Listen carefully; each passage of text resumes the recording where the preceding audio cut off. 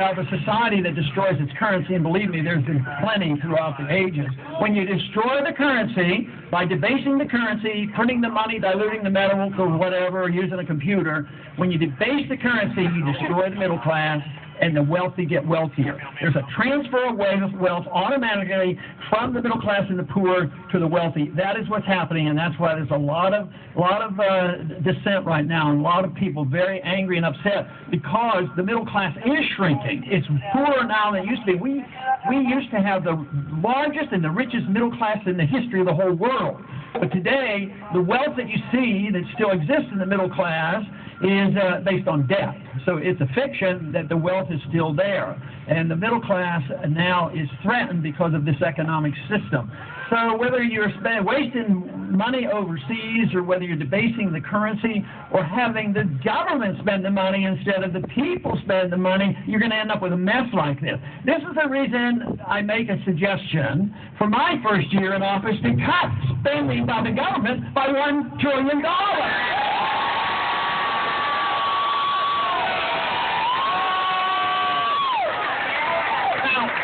What we could do is stop some of these construction works overseas. For instance, one good example of a real wasteful project, we're spending nearly $1 billion building the biggest embassy in the history of the world, the biggest one in Baghdad. Yeah, 17,000. They tell you the war is over in Iraq. Believe me, it isn't. They're going to have 17,000 employees in this embassy, which is going to be about the same size as the embassy in Italy. But what they're going to do is now, to maintain that embassy, they just appropriated another $5 billion. Why don't we spend this money home? Cut the taxes, let you spend it. The government, let me tell you one thing.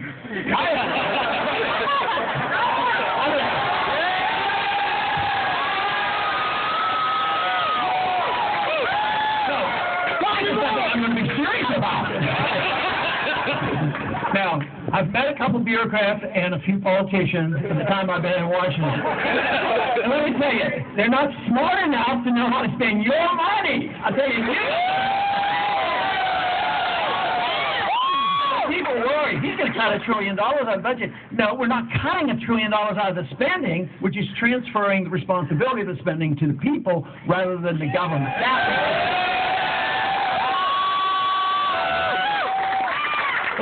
We've embarked on these problems for 100 years. This is when we got careless, especially that Woodrow Wilson era. That was a bad era. Not only did he come up with this newfangled foreign policy about making the world safe for democracy, he's also the one that introduced this notion, or had passed this notion, of the income tax.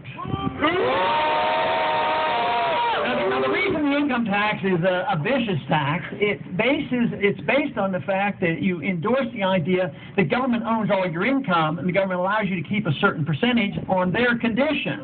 This is why the founders didn't give us an income tax. In a true republic, when you see the restoration of the republic, you will see the repeal of the 16th Amendment. And also, next year we ought to have a celebration. You know, that Federal Reserve System is going to be 100 years old. So what we should do is have a bill that repeals the Federal Reserve Act on its.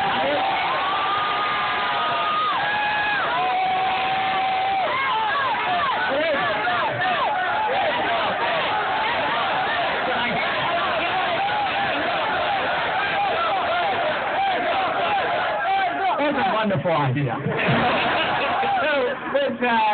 The Federal Reserve has to be challenged for economic reasons, for moral reasons, as well as constitutional reasons, and also because it causes governments to grow. But the moral reason is very simple. They're counterfeiters. They counterfeit money. Now, the founders didn't like counterfeiters. They wanted us to have only gold and silver as legal tender, and then they had a Coinage Act of 1792, and they said anybody who counterfeits the currency would get the death penalty. That's how serious they thought it was and how important that was. But they're the counterfeiters. They devalue the currency, and yet they have up until recently been held in very high esteem. But the truth is they create the bubbles, and then that sets the stage for the inevitable bust and the recessions and the depression, and then they delay the recovery, and this is what we're going through right now. But economically, it's a major problem for the business cycle. But also constitutionally, there's no authority for a central bank. It's not there. And this argument's been going on a long time. Jefferson and Hamilton had the argument. And that would go back and forth. First Hamilton wins, and then Jefferson became president. He got rid of the national bank. It's been, I mean, it would be neat to have another president one day that got rid of this.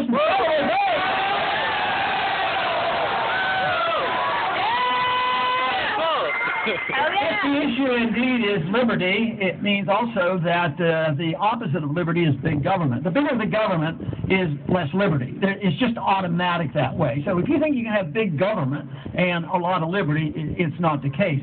But the Federal Reserve enhances the growth of government. So if it's an entitlement system, there's never enough taxes and never enough borrowing, so you have to print the money, and that delays the consequences, and it hides the people who suffer the most. It hides the victims. So it's very tempting. The politicians love it, and they get away with it until there's a major crisis, and we're in the midst of that, and that's why things will have to change. But also the issue of war. Wars cannot be fought without inflation, and that is the printing of money. So if we truly wanted to change our policies, we should do one thing that, even if you can't get all the tax code changed and all the laws changed, you could do one thing to make the point. Get rid of the withholding tax. This is what would happen. If the businessman wasn't required to withhold your tax, he then becomes a tax collector, and of course you then have to participate, and if there's ever a challenge, you're guilty until you're proven innocent. It's totally unconstitutional the way it operates. But what if we as a people had to write a check every month to pay all the bills? We couldn't borrow the money, we couldn't print the money, and pay for the type of government we get. I think that it wouldn't last very long. I think people would rebel and say, I'm not sending you any more money for what I'm not getting from the government.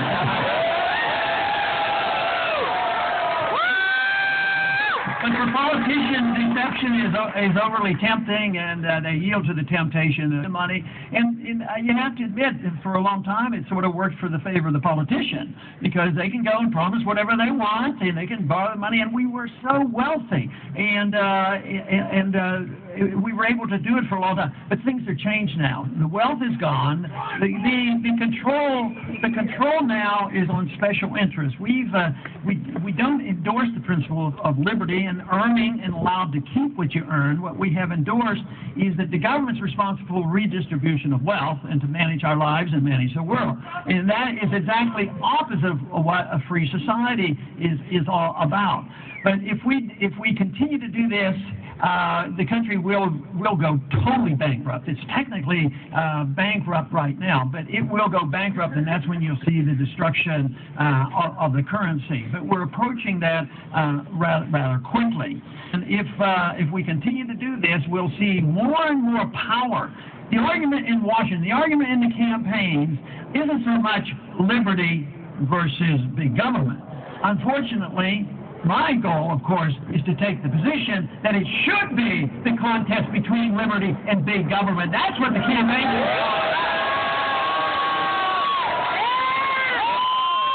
But what is going on is a fight over special interests of one party versus the special interests of the other party, and they're clawing away at a pie that is shrinking. And that's why people are getting very, very nervous, and that's why you should be very concerned, because this is not going to last. I used to talk a whole lot about we have to quit the spending, because we don't have the right to put this debt on the next generation. That isn't true, because it's this generation, it's you right now. You're getting ready to get out of school, and you have debt, and the government has debt, and its obligations are endless. It's right now. We're all seeing the consequence of the last 50, 60, 70 years of excessive spending, deficit financing, mischief with the currency, and adapting. You know, I thought it would be so wonderful when the Cold War ended and we get a peace deal. Unfortunately, it didn't happen. The neoconservatives took over, and they decided we had to be the policemen of the world. to get back to where we were, we of course have to change our foreign policy. We have to look at the Federal Reserve, has a different monetary policy, and we have to further understand how free markets work. This whole idea, I know many people are motivated, and most of the people in Washington are well motivated to take care of people and don't let anybody fall through the cracks. But that's also the same motivation to run your personal life. They say, well, people aren't smart enough to know what they should do with their own habits, so we have to government to regulate their lives. Then we also have to regulate how they spend their money. But they're well motivated because they think that the people won't take care of themselves. This is what motivated the housing bubble. The Federal Reserve, easy credit, people can get loans, and this sounds wonderful. Everybody deserves to have a house. Everybody deserves to be free, but not everybody deserves a house at the expense of somebody else. You should have to work for it. Easy credit seems to be helping. People were getting their houses, and then we had these government programs that forced banks to make bad loans. And they were wondering why this thing was coming about, because it was helping a lot of people. At the same time, they had this tremendous edge. The price of the house, the value of the house was going up and up. So you kept borrowing against it, and they refused. If you look at all of the reports of both Greenspan and Bernanke, they never once said, they reassured everybody, oh, there's no problem at all. There's no But what happens? There was a lot of people making some big money on that. We had Fannie Mae and Freddie Mac and the big banks. But this incentive to help poor people get a house, even though well-motivated, was a disaster. Because guess what? The bubble burst, and the crisis hits, and people ran back to Washington. I remember in 2008, both presidential candidates ran back to vote for bailouts, and guess who got bailed out? The very rich who were making all the money in the process. The ones who were in the bankruptcy with the derivatives market, and they get the bailout. And what happened to the middle class? What happened to the people who were supposed to get the house? They lost their jobs and they lost their houses. So the entitlement system doesn't work. You should be entitled to your life. You should be entitled to your liberty, and you ought to be entitled to keep what you earn.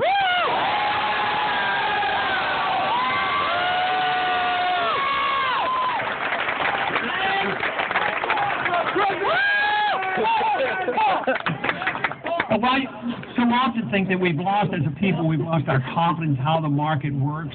And we've accepted a few notions that I think are completely wrong. One is that too many people accept the idea that the government can protect us against ourselves. You can't do that. I mean, you embark on the worst kind of government. It's the worst authoritarian government. And if you can't take care of yourself economically, then you have to have the nanny state taking care of us.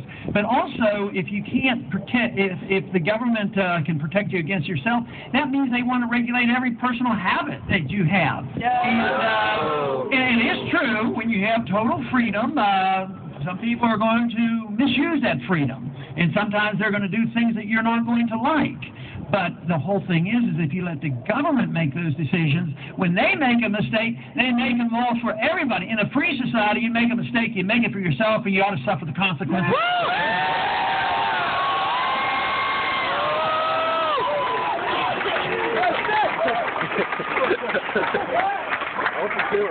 I think we understand that issue pretty well when it comes to religious beliefs. We can have no religious beliefs, or we can have various religions, and we tolerate that fairly well as intellectual activities. We're allowed to still read books about communism and socialism and all these failed policies, and we don't regulate that. Somewhere along the way, we've come up with this idea that we're allowed to regulate what goes into our souls and into our brains, but we're not allowed to regulate what goes into our body. I think it's free society. You ought to make your decisions what goes into your body.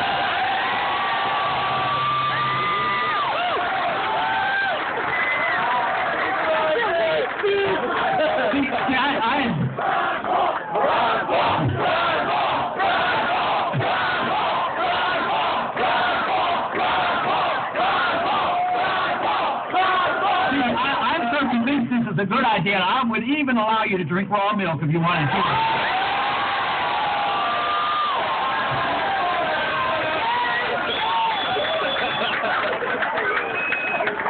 But the way one thing that you're inheriting is a country that thinks they can solve all the problems. If you have a debt problem, you have more debt. If you have a spending problem, you spend more money. If you have a printing press problem, you print more money.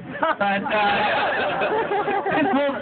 this whole thing, it just doesn't work that way. It makes things worse, and this is why I mean we'll have to make these decisions rather quickly.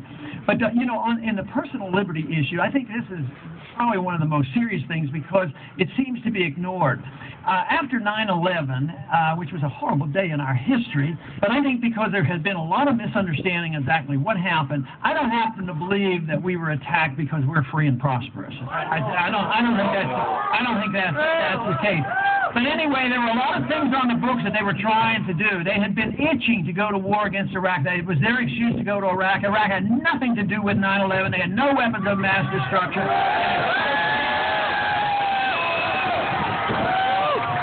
So, what other bill did they have floating around? They had been trying to pass it for years. It was called the Patriot Act. You know, that passed rather easily because it was under the circumstances. I had one member of Congress tell me, well, I have to vote for it. And I said, you know what's in it? No, I don't know what's in it. And I said, you know, there's going to be bad stuff in there. He said, yeah, I know that. He says, but how can I vote against the Patriot Act a couple days after 9/11? He said, how am I going to go back home and explain that to my constituents? I said, that's your job. Go home and explain it to them.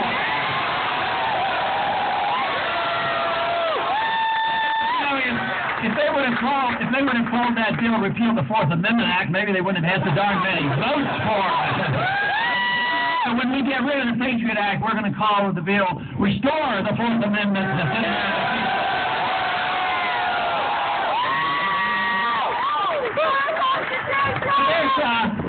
There's a lot more being going on. Not only has it been the Patriot Act, which means that the people who are wanting to search our houses and our internet and all can do it with the people doing the searching can write their own search warrants. You don't have to go to a judge anymore. But it's even gotten worse than that. You know, the National Defense Authorization Act. This is literally saying that the military can come in now and arrest people and have no charges made, no attorney, and can be put in a secret prison indefinitely. That is not American. That's terrible. It has been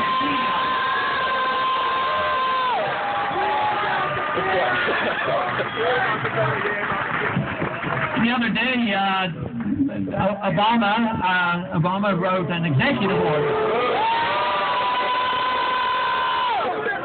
Well, we can do the principle of the executive order as well. And I've decided that as the president of constitutional president can repeal all the bad executive orders with another executive order. Now,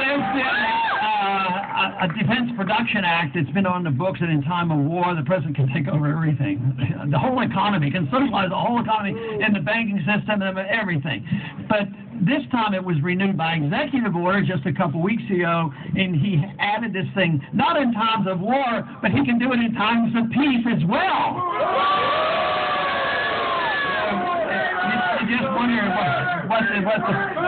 what the plan is that's going on. But one thing that is good is a lot of people are waking up.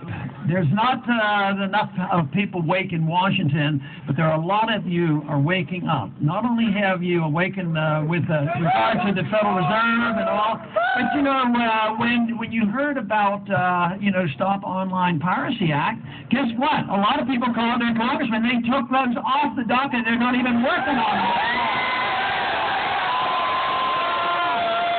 So, as bad as it is, it still works. The system can work.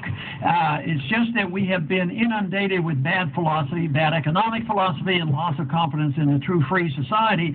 But when the people wake up it will work. And this is what's so exciting about talking to so many young people across the country. And the enthusiasm isn't just spotty. It's wherever I go, people like you are very interested. You're understanding that there are problems, and it's just not picking and choosing the special interests. It's structural. It's philosophic. This is what has to be changed.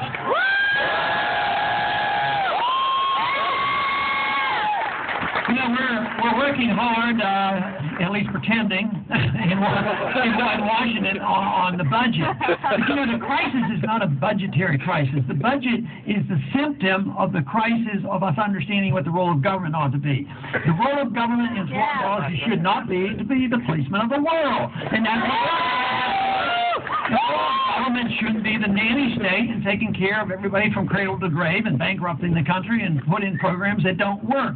So it's the role of government that has to be addressed, and then the budget comes into place. But it's not technically a budgetary problem, because the tinkering that they do is just unbelievably minor. Today, today we're working on the budget, and the proposal is on the Republican side, the conservative budget is, to cut proposed increases, but not to cut any spending, just a proposed increase. It actually increases the military spending because that's the part. But don't worry, balance the budget for 30 years.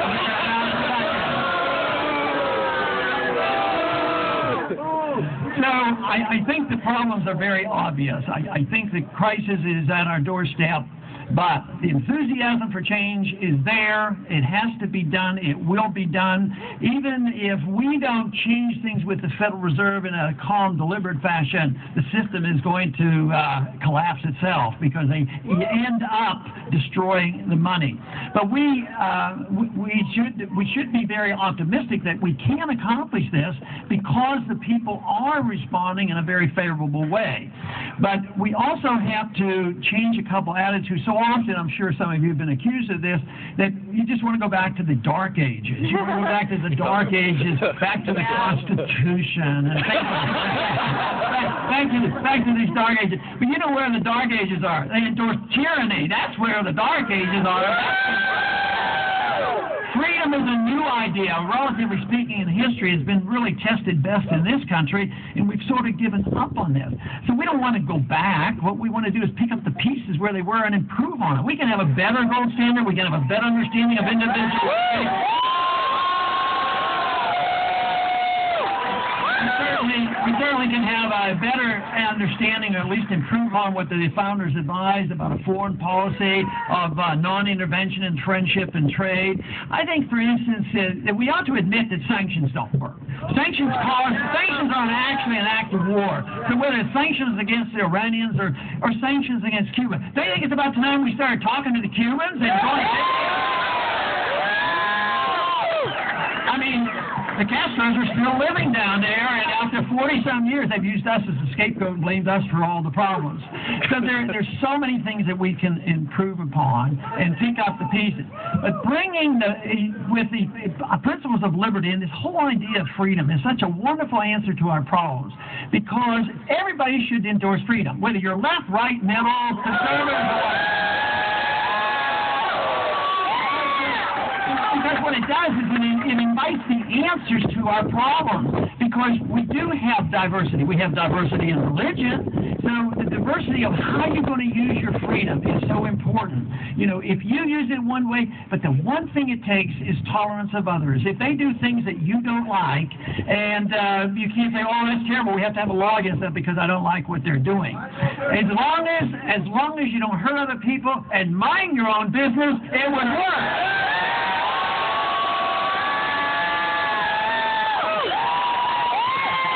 And this in many ways brings coalitions together. It brings left and right together on civil liberties and war, and even on the spending policies. It should bring us all together.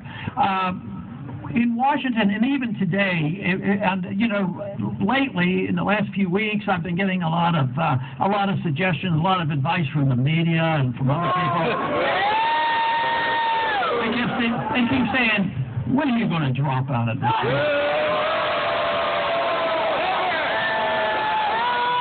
Well, when are you going to quit being overly rigid? When are you going to start compromising?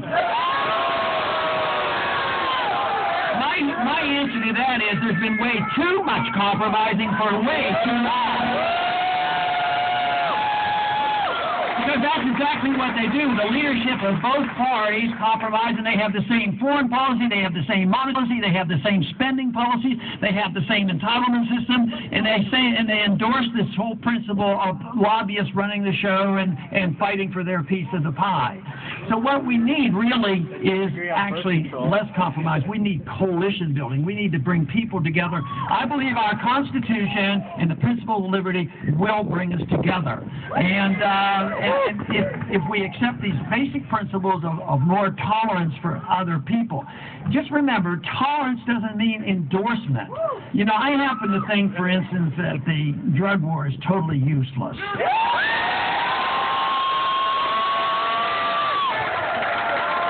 And I think it's been used to abuse our liberties and all, but I also think that drugs are very bad. But I also believe that if people make those decisions, but when you do this because somebody might misuse the drugs, then all of a sudden we have this argument about using medicinal marijuana. Then we have courts, the Supreme Court comes up and say, oh, we have a right to regulate that under interstate commerce too, because you can't raise marijuana in your backyard to take care of medical problems. So these are the kind of things that people have to make up their own mind. I can have my opinion. I advise everybody. I advise my children and grandchildren that drugs are very dangerous, and we should recognize that. But to make up your own minds about this is your business. You have to suffer the consequences.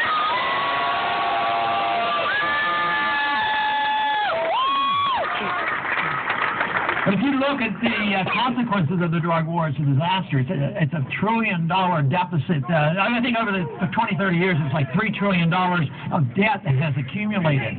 You know, because of our laws this year, on January 1st, our country ushered in 46,000 new laws. That's too many. What I'd like to do is repeal 46,000 laws.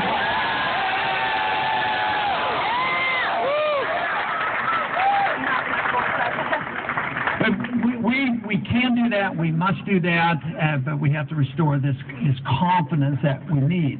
And this is actually where we're making tremendous progress.